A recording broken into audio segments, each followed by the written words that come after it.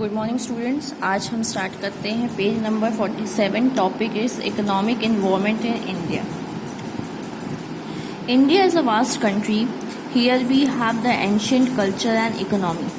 बोला जा रहा है कि इंडिया बहुत बड़ी कंट्री है और यहाँ पे जो हम कल्चर और इकोनॉमी है वो बहुत पुराना चलता आ रहा है। A new era of economic development has started after India became independent on 26 January 1915 when the Indian Constitution was enforced for economic development. A planning commission was set up. इसमें ये बताया जा रहा है कि जो नया एरा स्टार्ट हुआ था इकोनॉमिक डेवलपमेंट के लिए वो कब स्टार्ट हुआ था? 26 जनवरी 1950 के बाद, when the Constitution was enforced for economic development. बोला जा रहा है कि इंडियन कॉन्स्टिट्यूशन बनाया गया था हमारे इकोनॉमिक डेवलपमेंट के लिए, ग्रोथ के लिए। अब प्लानिंग कमीशन वॉज सेटअप, एक प्लानिंग कमीशन बनाई गई थी जो हमारे इकोनॉमिक डेवलपमेंट के लिए, हमारे कंट्री के प्रोग्रेस के बारे में सोच सके। The main aim of planning commission was to make India self dependent. Planning commission का मोटिव क्या था कि हमारा इंडिया क्या हो बन जाए, सेल्फ डिपेंडेंट, मतलब खुद पे डिपेंडेंट हो जाए। Planning commission for economic development propose 5 year plan. जो प्लानिंग कमीशन ने थे उन्होंने 5 ईयर प्लान बनाए थे। The first 5 year plan of India was prepared in the year 1951। ये आपको पता होना चाहिए कि कब कौन सा प्लान बना है, कब से कितने साल तक, मतलब कौन से ईयर तक होता है, अभी कौन सा प्लान चल रहा है। Due to this 5-year plan, India became a developing nation from an underdeveloped nation. जो 5 ईयर प्लान जब से चालू हुआ है तब से इंडिया हमारा क्या बन गया है? डेवलपिंग नेशन, मतलब प्रोग्रेस हो रही है। पहले हम क्या थे? अंडर डेवलप थे।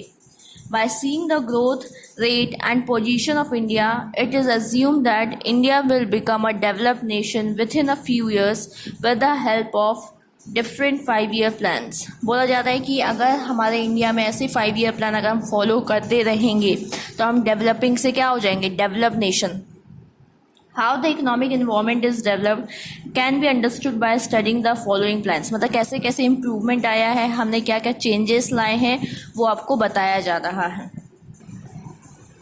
चलिए हम देखते हैं फर्स्ट 5 ईयर प्लान। देखिए 1951 को स्टार्ट हुआ था और ख़त्म 5 ईयर के बाद ही होगा 1956।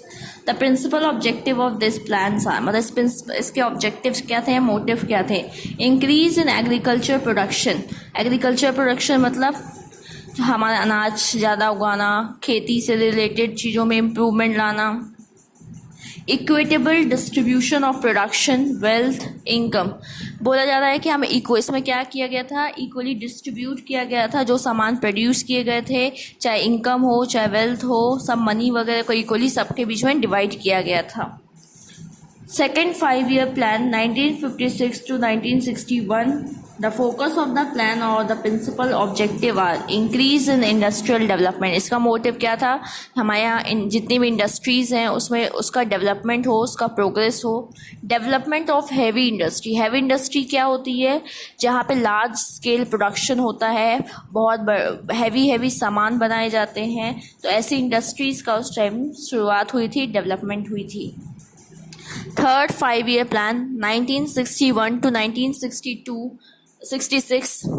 The principal objective of this plans are, पहला है जनरेशन ऑफ एम्प्लॉयमेंट अपॉर्चुनिटीज़, ज़्यादा से ज़्यादा लोगों को जॉब देने की पॉसिबिलिटी, मतलब ऐसा जॉब क्रिएट किया गया था। सेल्फ सफिशेंसी इन फूड ग्रेन प्रोडक्शन, मतलब हमारे यहाँ इतना ज़्यादा फूड ग्रेन प्रोड्यूस हुआ था कि हम सेल्फ सफिशिएंट, मतलब अब हम अपनी नीड्स को सफिशिएंटली फुलफ़िल कर पा रहे थे। अब हमें कोई और कंट्री पे डिपेंडेंट नहीं होना पड़ा था हमारी नीड्स के लिए। Reduction in inequality. Reduction in inequality मतलब सब जगह इक्वल चीज़ें होने लगी थी, सब सेक्टर्स को इम्पोर्टेंट मानने लगे थे हम, भेदभाव कम हो गया था। Fourth 5 year plan 1969 to 1974। The principal objective of this plans are price stability. Price stability मतलब प्राइस एक स्थिर होना, नहीं कि ज़्यादा बढ़ जाना ना ज़्यादा कम होना, एक स्टेबल होना। Accelerating the progress of growth. हमारे यहाँ जो ग्रोथ हो रहा था उसमें धीरे धीरे आगे बढ़ते जा रहे थे। In this plan, 26.7% of total planning expenses were incurred in industrial development. बोला जा रहा है कि जो हमने expenses खर्चे अनुमान किए थे, प्लान किए थे पहले से, उसका 26.7% कहाँ खर्चा हुआ था, इंडस्ट्रियल डेवलपमेंट में। Fifth 5-year plan 1974 to 79, on one of the principal objective of this plan was to raise the living standard with a focus on weaker section of the society। इस प्लान का motive क्या था कि जो हमारे यहाँ weaker section है, मतलब जो पुअर लोग हैं, तो उनके लिविंग स्टैंडर्ड्स को इम्प्रूव करना, मतलब उनको अच्छा खाना देना, अच्छी फैसिलिटीज़ देना। During this period the rate of development was 5.3। इस टाइम डेवलपमेंट का रेट क्या था, 5.3% चल रहा था। Sixth 5-year plan 1918 to 85, the principal objective of this plans are removal of poverty, गरीबी हटाना, रिडक्शन ऑफ इनइक्वालिटी, भेदभाव को कम करना, डेवलपमेंट ऑफ इंफ्रास्ट्रक्चर मतलब रोड्स, ब्रिजेस, इन सबको, इलेक्ट्रिसिटी फैसिलिटी को, वाटर फैसिलिटी को, सब जगह मतलब इम्प्रूवमेंट लाना। Seventh 5-year plan 1985 to 1990, these plan focus on the following. पहला हो गया जनरेशन ऑफ एम्प्लॉयमेंट अपॉर्चुनिटीज़।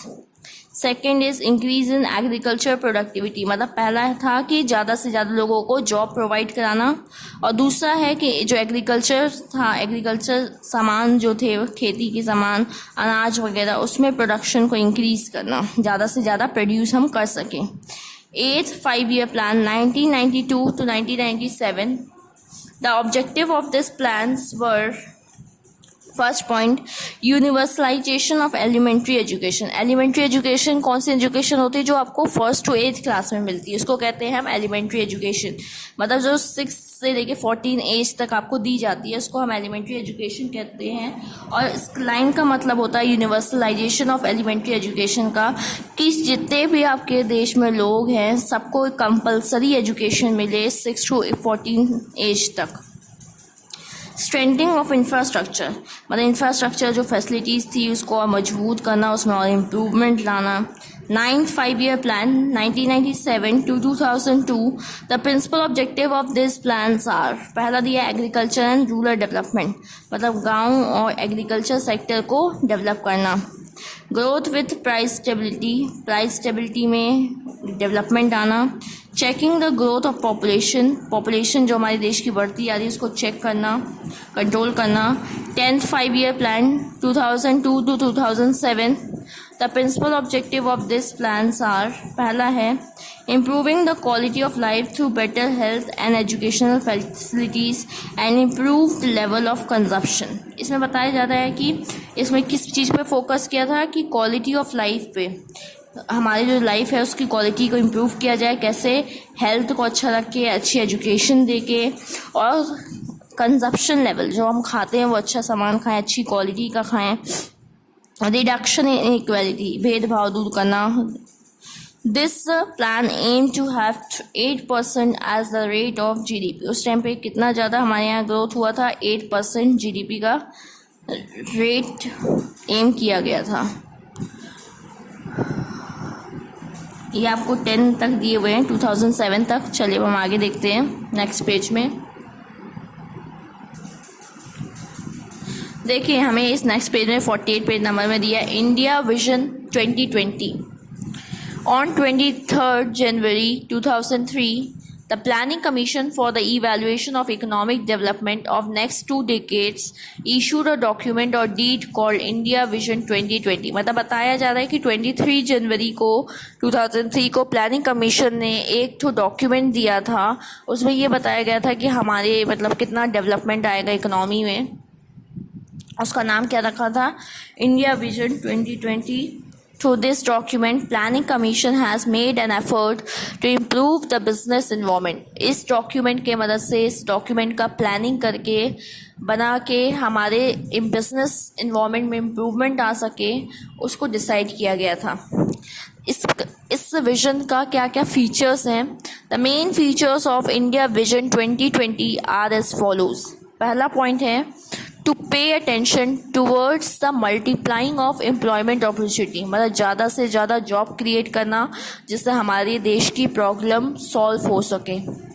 पर capita income to be increase by 4 times। Per capita income क्या होती है, इसमें हम एक पर्सन के एवरेज इनकम को, मतलब हमारे देश की जो टोटल पॉपुलेशन की साइज़ है और हमारी नेशनल इनकम जो हम मनी अर्न करते हैं, इनकम अर्न करते हैं, उसको कैलकुलेट करते हैं, जिससे हमें पता चल सके कि एक इंसान मतलब एवरेज पर्सन कितना कैलकुलेट कर रहा है, उसको हम इंक्रीज़ कर सके कितना 4 टाइम्स। इसका फॉर्मूला होता है पर कैपिटा इनकम को कैलकुलेट करने का, national income divided by population size. Third point में ये टू ले stress on balance environment protection, हमारे यहाँ का जो इन्वायरमेंट है वो प्रोटेक्ट रहे, उसमें डिसबैलेंस ना हो किसी तरीके का। To increase economic development at the rate of 9% per annum, हमारे यहाँ इकोनॉमिक डेवलपमेंट किस रेट से हो, 9% से हो। To increase the share of direct foreign investment in the total capital formation, हमारे यहाँ टोटल कैपिटल फॉर्मेशन में कितना शेयर हो, मतलब फॉरेन इन्वेस्टमेंट का ज़्यादा से ज़्यादा शेयर फॉरेनर्स हमारे में ज़्यादा पैसा लगाएं। To increase the gross domestic product, gross domestic product का मतलब क्या होता है, total products and services produce in India, ज़्यादा से ज़्यादा सामान और सर्विसेज इंडिया में प्रोड्यूस हो तो हमारे जीडीपी बढ़ेगा, इससे हम ज़्यादा मनी अर्न करेंगे, लोग फिर खरीदेंगे उस चीज़ों को। Impact of government policies on business environment, in India to establish business environment, government brings some changes in policies from time to time। मतलब बोला जा रहा है कि जो बिजनेस इन्वायरमेंट होता है, देखिए इसमें क्या दिया हो, in India to establish business environment government bring some changes in policy from time to time. मतलब बोला जा रहा है कि हमारे लिए एक अच्छा इन्वायरमेंट हो, पीसफुल इन्वायरमेंट हो, इसके लिए गवर्नमेंट क्या करती है, टाइम टू टाइम चेंजेस लाती रहती है पॉलिसीज़ में। To join the world for industrial development, the policy of liberalization and globalization was adopted in the year 1991। बोला जा रहा है कि हमारे यहाँ डेवलप हो, इंडस्ट्री का डेवलपमेंट हो, तो उसके लिए हमने कौन सी पॉलिसी अडॉप्ट की है, लिबरलाइजेशन एंड ग्लोबलाइजेशन। लिबरलाइजेशन का मतलब होता है एक तरीके की फ्रीडम, और ग्लोबलाइजेशन का मतलब होता है हम फॉरेन कंट्रीज़ के साथ बिजनेस करें, वो हमारे यहाँ पैसा लगाएं, हम फ्रीली उनके साथ ट्रेड कर सकें। ये कब अडॉप्ट किया गया था, 1991 में। India vision 2020 broad positive changes in the business environment, जो इंडिया विजन 2020 बनाया गया था उससे बहुत अच्छा इम्पैक्ट पड़ा हमारे बिजनेस इन्वायरमेंट पे। The economic policies which affected the business environment are as follows. पहला दिया हुआ है liberalization and globalization 1991। After the completion of 7 5-year plan in India, उस टाइम कौन सा प्लान चल रहा था, 7 5-year प्लान चल रहा था। The central government evaluated that these plans were not completely successful in forming an ideal business environment. मतलब जो आपकी गवर्नमेंट थी उन्होंने ये कैलकुलेट किया, ये देखा कि जो ये प्लान्स वगैरह थे वो हमारे बिजनेस के लिए फेवरेबल नहीं थे। Here in July 1991 for the process of economic liberalization and globalization was started। इसलिए जुलाई 1991 में प्रोसेस जो थी इकोनॉमिक लिबरलाइजेशन ग्लोबलाइजेशन की स्टार्ट हुई थी। अब इसमें दिया हुआ है the main features are as follows. पहला पॉइंट है to adopted a policy of liberalization in place of controlled economy. हमने क्या अडॉप्ट किया था, लिबरलाइजेशन। लिबरलाइजेशन का मतलब होता है एक तरीके से फ्रीडम को अडॉप्ट किया था। टू इंकरेज फॉरेन इन्वेस्टमेंट, हम ज़्यादा से ज़्यादा फॉरेन कंट्री में मनी इन्वेस्ट कर सकें और वो भी हमारे कंट्री में इन्वेस्ट कर सकें। टू कॉन्ट्रैक्ट पब्लिक सेक्टर, जो पब्लिक सेक्टर था मतलब जितना भी चीज़ें गवर्नमेंट के अंडर में थी, कंट्रोल में। पब्लिक सेक्टर क्या होता है, ऐसा सेक्टर जो गवर्नमेंट के अंदर कंट्रोल में होती है। तो उसमें क्या होने लगा था, कॉन्ट्रैक्शन, वो कम होने लगा था धीरे धीरे। एंड इंकरेज प्राइवेट सेक्टर, वो किसके हाथ में जाने लगा था, प्राइवेट सेक्टर्स। प्राइवेट सेक्टर क्या होता है, जो इंडिविजुअली ओन और रन किया जाता है, मैनेज किया जाता है। To bring modernization in agriculture, agriculture में modern techniques, modern tools, modern products वगैरह यूज़ होने लगे थे। To develop improved and high class technology of production, नई नई अच्छी टेक्नोलॉजी यूज़ करने लगे थे हम प्रोडक्शन के लिए। To bring some changes in trade policy, trade policy क्या होती है, जब हम बिजनेस करते हैं, चाहे वो आप इंटरनली कर रहे हो चाहे एक्सटर्नली कर रहे हो, तो उसके लिए कुछ पॉलिसीज़ बनाती है, कुछ रूल्स रेगुलेशन हमें फॉलो करने पड़ते हैं।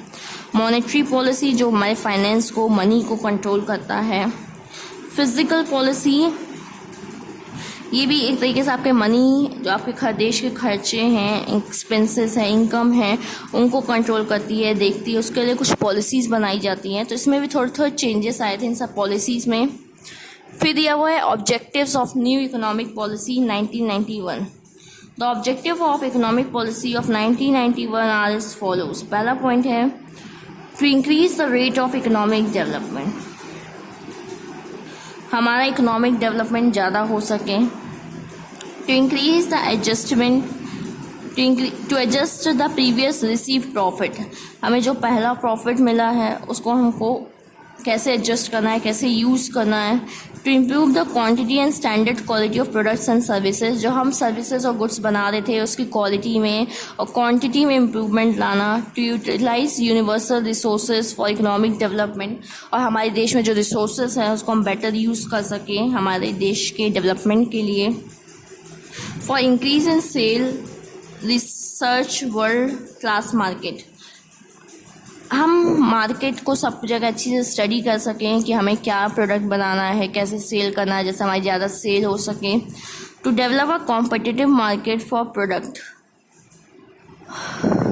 हम आराम से कंपटीशन फेस कर सके, ऐसा प्रोडक्ट बनाए जो हमारे इंडिया में तो सेल हो ही हो और हम फॉरेन कंट्री में भी इसको आराम से सेल कर सकें। चलिए अब हम आगे देखते हैं main components of new economic policy. These were the important parts of new economic policy which has been modified so that the objectives of liberalization, globalization, privatization can be achieved. इसमें यही बताया जा रहा है कि जो इकोनॉमिक पॉलिसी आई है नई वाली, वो कैसे हमें हमारे ऑब्जेक्टिव्स को, हमारे देश के ऑब्जेक्टिव्स को अचीव करने में हेल्प कर रही है by liberalization, globalization and privatization. अब देखिए इसमें पहला पॉइंट दिया हुआ है new industrial policies. The main feature of new industrial policy of 1991 where as follows. पहला पॉइंट है डेवलपमेंट ऑफ कैपिटल मार्केट। पहला पॉइंट है डेवलपमेंट ऑफ कैपिटल मार्केट, ऐसा मार्केट डेवलप करना जहाँ हम अपने प्रोडक्ट्स अच्छी से सेल कर सकें और ज़्यादा हम मनी अर्न कर सकें। दूसरा पॉइंट दिया है MRTP provisions have also been abolished for setting up new undertakings. MRTP का मतलब होता है मोनोपोली रिस्ट्रिक्टिव ट्रेड प्रैक्टिस, को भी हटा दिया गया था जिससे नई नई इंडस्ट्री खुल सके। Number of industries exclusively reserved for public sector was reduced from 17 to 3 industry. देखिए शायद यहाँ पे एक लाइन मिसिंग है मेरे में, तो ये आपको होगा जो पब्लिक सेक्टर पहले क्या था, पब्लिक सेक्टर गवर्नमेंट का कंट्रोल 17 इंडस्ट्री में था, 17, लेकिन अब वो धीरे धीरे कितने में कंट्रोल हो गया, 3 इंडस्ट्री में, मतलब बाकी किसको दे दिया गया, प्राइवेट सेक्टर को दे दिया गया। चलिए नेक्स्ट पेज में आते हैं, page number 49।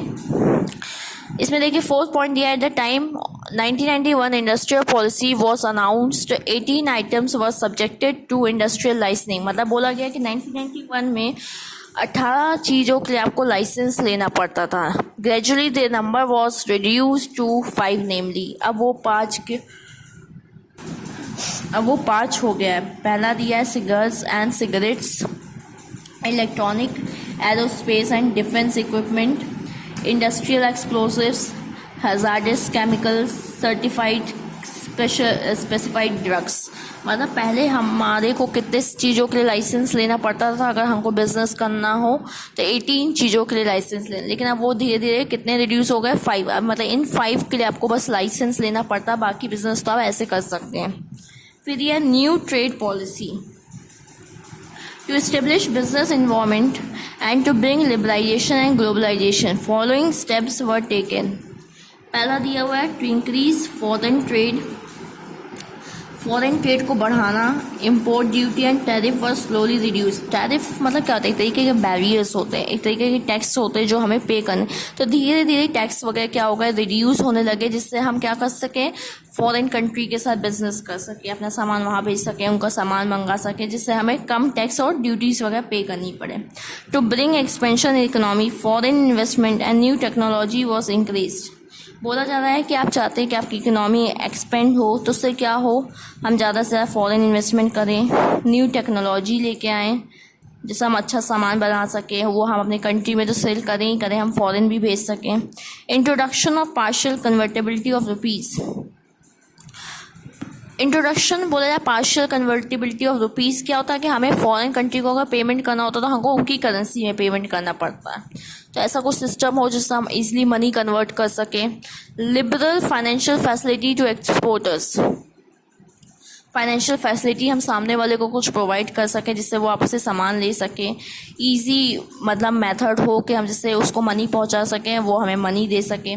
Liberalisation in the flow of foreign direct investment in many areas, मतलब हम फ्रीडम दे दें, छूट दे दें कि जिससे वो आप हमारी कंट्री में पैसा लगा सकें और हम उनकी कंट्री में पैसा लगा सकें। New monetary policy for liberalization and to increase foreign trade. For liberalization and to increase foreign trade, the government of India set up Narasimhan Committee to bring some changes in monetary policy. बोला जा रहा है कि liberalisation और foreign trade को बढ़ावा देने के लिए हमारे इंडिया में नरसिम्हन कमेटी को सेटअप किया गया था, जो इसके मतलब जो चेंजेस ला सके मॉनेटरी पॉलिसी में। Following suggestions were given by the committee. इस कमेटी ने कुछ सजेशंस दिए थे। इन्होंने बोला था there should be reorientations of banks. 2 or 3 banks should have international orientation, which means that they alone should operate overseas। मतलब कुछ ऐसे बैंक होने चाहिए जो इंटरनेशनल मैटर को देखें, डील करें उनके साथ।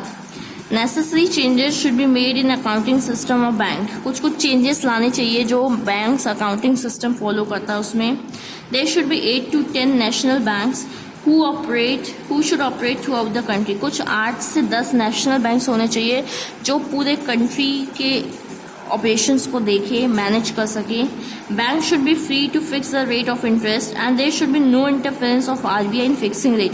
बैंक को मतलब फ्रीडम देनी चाहिए कि वो अपना इंटरेस्ट रेट खुद डिसाइड करे और उसमें आरबीआई का कोई इंटरफेरेंस नहीं होना चाहिए। फिर यह globalization of finance. Following provisions have been made in new economic policy 1991 for international finance. पहला दिया हुआ in India many foreign banks have been established and facilities have been provided to these banks. बोला जा रहा है कि in India many foreign bank, India में बहुत सारे फॉरेन बैंक्स खोले गए हैं, ओपन किए गए हैं और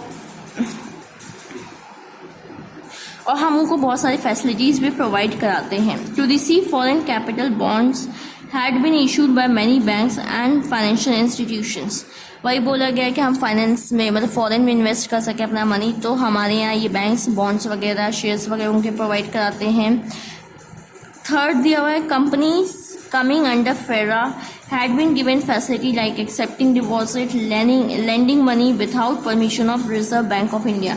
जो कंपनीज किस में आती हैं, फेरा के अंदर आती हैं, उनको परमिशन दी गई है कि वो मनी को एक्सेप्ट कर सकती हैं और किसी को दे सकती हैं, उनको आरबीआई से कोई परमिशन नहीं देनी पड़ेगी।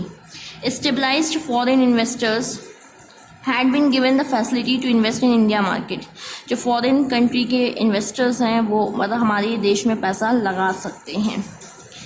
Policy for public sector in India there industrial policy of 1956 more importance were given to public sector. इसमें ये बताया जा रहा है कि पब्लिक सेक्टर को 1956 में जो पॉलिसी बनाई गई थी इंडस्ट्रियल पॉलिसी, उसमें बहुत ज़्यादा इंपॉर्टेंस दी जाती थी। Many shortcomings develop slowly in this sector like overstaffing, less production. धीरे धीरे इस सेक्टर में क्या होने लगा, प्रॉब्लम आने लगी। मतलब ओवर स्टाफिंग का मतलब ज़्यादा लोगों को जॉब दे देना और काम कम होना, इनसफिशिएंट मैनेजमेंट वाला कोई देखने वाला ना होना, ज़्यादा खर्च करना, कंटिन्यूस लॉसेस, नुकसान होना। तो that's why out of 17 leaving the following 3 others are now under the control of private sector. मतलब वही बोला गया पहले 17 थी पब्लिक सेक्टर के अंदर, लेकिन धीरे धीरे अब 3 ही गवर्नमेंट के अंदर में है और बाकी 14 को प्राइवेट सेक्टर को दे दिया गया है। देखिए 3 कौन कौन सी है, atomic energy, mining of atomic minerals, railway transport. अब आता है privatisation. The new set of economic reforms aimed at giving greater role to private sector in the nation building process and a reduced role to public sector। Privatisation का मतलब क्या होता है, public sector के role को, power को धीरे धीरे कम करना और जो काम है किसको देना, प्राइवेट सेक्टर को। This was a reversal of the development strategy pursued so far by Indian planners. To achieve this, the government redefined the role of public sector in the new industrial policy of 1991. मतलब जो नई policy बनी थी industrial policy 1991 में, उसमें public sector के role को थोड़ा चेंज किया गया था. Adopted the policy of planned disinvestment of public sector and decided to refer the loss-making and sick enterprises to Board of Industrial Finance Reconstruction. बोला जा रहा था कि जो इंडस्ट्री उस टाइम बहुत नुकसान में चल रही थी, जो बहुत ज़्यादा सफ़र कर रही थी, उसको क्या करने के लिए बोला गया था, board of industrial and financial reconstruction. उनका क्या हो सके, रिकन्स्ट्रक्शन हो सके. अगर मतलब सिक है, अगर उसको कुछ इम्प्रूवमेंट चाहिए, इम्प्रूवमेंट हो सकता है तो सही है. अगर लॉस है तो उसको एक ऑप्शन था, बंद कर दीजिए या प्राइवेट सेक्टर को दे दीजिए, शायद वो इम्प्रूव कर सकें. The term disinvestment used here means transfer in the public sector enterprise to the private sector. यहाँ पे डिसइन्वेस्टमेंट का मतलब क्या है, जो पब्लिक सेक्टर था उसको किसको दे देना, प्राइवेट सेक्टर को दे देना. It result in dilution of the stake of the government in the public enterprise.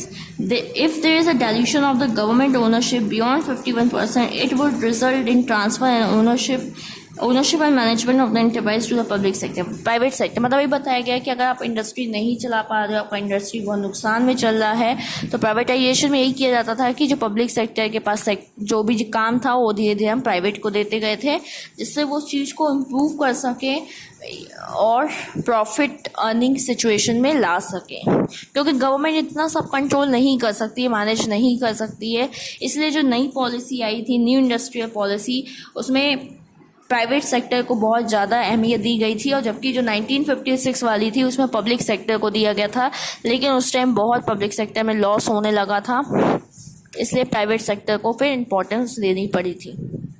Thank you.